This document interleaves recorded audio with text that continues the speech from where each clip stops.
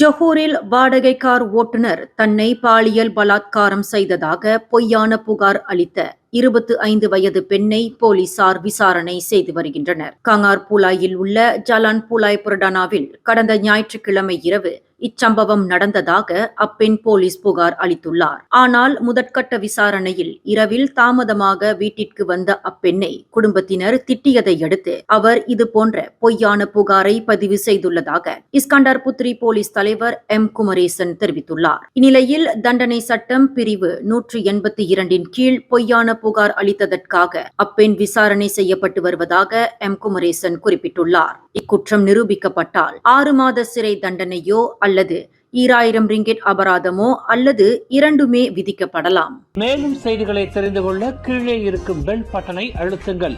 உங்கள் மகிழ்ச்சியை வெளிப்படுத்த லைக் மற்றும் ஷேர் செய்யுங்கள்.